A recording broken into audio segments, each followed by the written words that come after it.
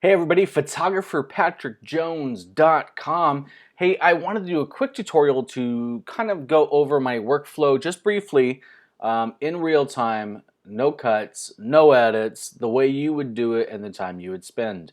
So here we go. I just got back from a photo shoot, quote unquote, and I'm going to show you my process. So let's pretend I just had a photo shoot and I was shooting for a client who needed a wallpaper created, and so I went out with the Hasselblad H5D 50C and shot a beautiful image of some flowers that I was going to make into a springtime wallpaper. Hashtag I am going to be doing that. So this is perfect right here. So, so I'm going to do it. I'm going to call it flower wallpaper, and this will go ultimately into, let's say, a client folder. Let's say Broadway Gardens. Okay. And then so there's my clients folder, right? So in there I'll have a bunch of files that I'll work on. Like I'll have, for example, I'll have a website. So if I design the website, that's going in there. If I have, oh geez, advertising, let's say I do one newspaper and they're in another paper, I might call it the leader.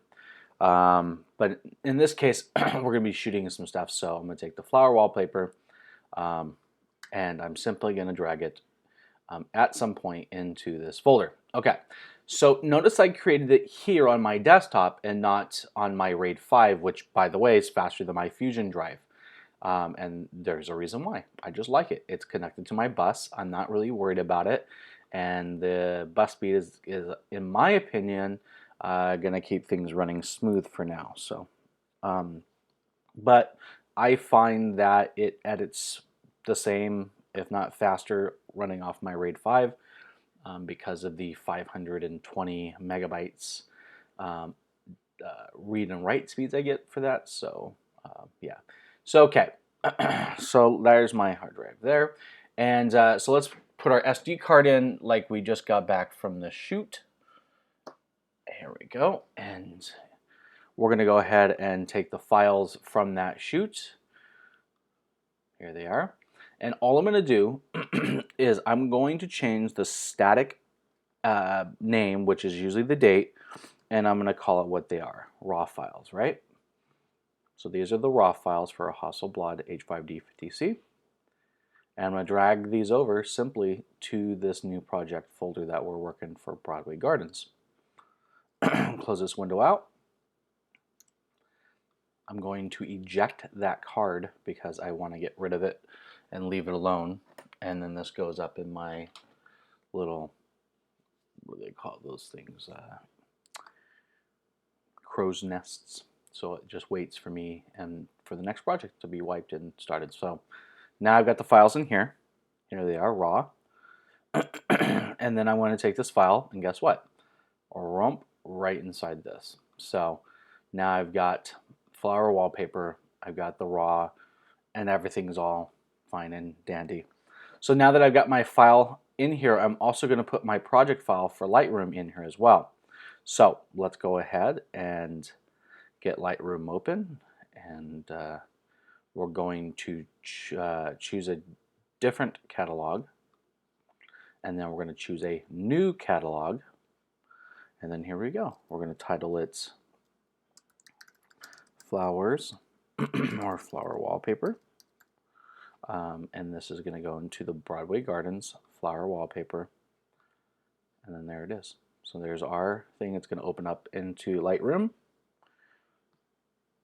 and then I'm going to come over here, import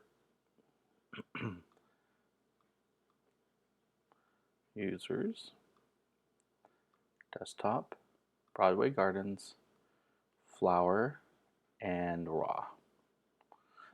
So here we go. On the right hand side here, I'm going to do a one-to-one preview. You can do this if you work on an iPad and want to do Lightroom Mobile.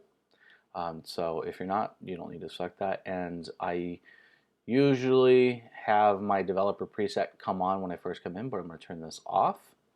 and the metadata on here. I'm going to do my photographer Patrick Jones copyright on here, and then I'm going to import it.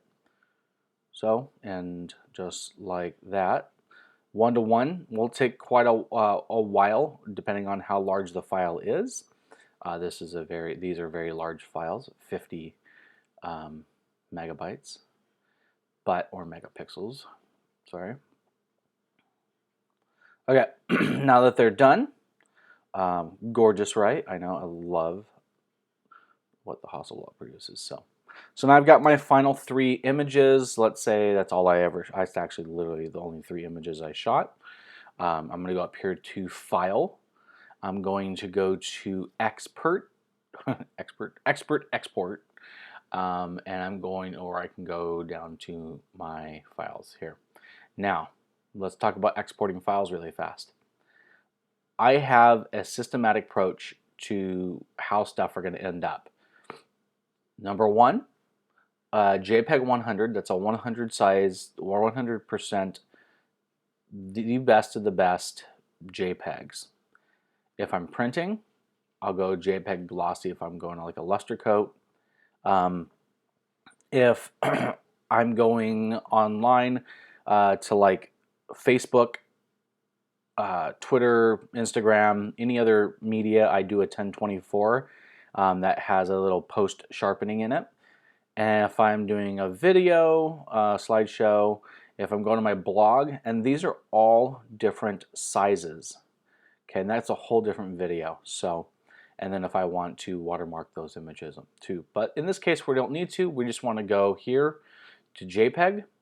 So I just click, I can set these exports up, but they usually are very specific. And I usually go here to export.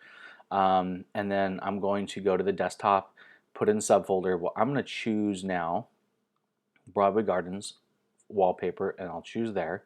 Subfolder JPG 100. And then I'm going to change the name to definitely not that one. I'm going to edit that. And I'm going to call it, let's see, Broadway Gardens flower wallpaper. Okay. Now remember, we're just creating wallpapers here. We're really not going to get any SEO from this, so I'm going to delete photography. And then there's only 3 images here, so I'm only going to do, well, the single one because there's only 3 images. If there was 10 to 99, I would do this one. If there were, 1 to 100, that one, etc., etc., etc. So, and then that's it. Click done. So now my new file names of these would be there. Actually, you know what? Let's do this. Let's go back because I like this process, but I know it screws me up in the long run. So select these images. So let's look at the image. Click I. There's the title name. Watch this. Select all the images. Go to metadata, or is it in photo? So I always do this. Okay. So F2 to rename photos. And then we're going to go custom settings, edit. Okay. Again, we're not worried about CO, so we're just going to go Broadway Gardens. And this is also for searchability through your computer too, using Spotlight too. You'll be able to use these keywords in the file name. So Broadway Gardens wallpaper. Okay.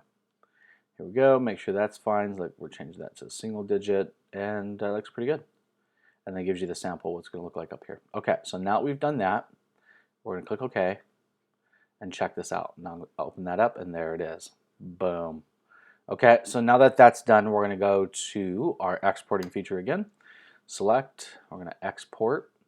Again, we're going to go to here, make sure that's selected, subfolder JPEG 100. And we are going to not rename it. Boom. See, now it's the same, basically the same name I was just going to rename it to. Size, I want to make sure that this is not checked, but I want to make sure that this says 300. I don't know why, it's just habit. Glossy paper, we're going to go for screen because these will end up on the screen, and we're going to keep it at standard. I don't really do a lot of post sharpening, but that's what I do. And we're going to do no watermarking, but we definitely want to make sure that our copyright's there, and then hit export. Okay, so that's going to export. Now, while that's exporting, I'm also going to do another export because I want to blog about these images. So I'm going to click my blog one, and I'm going to check that out, and that's going to go to, I'm going to retitle that subfolder and call it blog. No renaming. There it goes, that's all done. JPEG, it's going to go to 100%. We're going to change the size from 940. I'm blogging about this. I want the images to look great, so I'm going to go 1800. No, I'm going to go 2000. Okay, and I'm going to do it 72 DPI on the long edge. These look great. Screen, copyright info, watermark. I'm going to add my photographer Patrick Jones in white, and that will, so that this is going to be for the part. Ready? So there we go, white, no post-processing, and then hit export. Now I'm also going to export that in black with my logo. So here we go. So all I do is I go back down here to watermark, I select black, export really fast, and now this will warn me, it's fine, I'm going to use unique names. Now when this gets done, I'm now going to go through and I'm going to select which one looks better on which image. So when it loads up, hopefully it'll pop up, it usually does, but if not, no big deal. Blog, here we go, we got 6 images. Well, that looks bad, but that looks good, so then I'll delete this one, and that will give me the good one. That looks okay, of course I'll delete that one, and then that looks bad, because I know that one looked good. So now I only have 3 images, and they're all the white logo. So that's it for now. After I'm done with this, I'll close out the program. My folder is self-contained, and I will literally drag this to my external RAID right here, and that's how fast it backed up. I will then delete this folder, and that's it. Easy peasy, new project.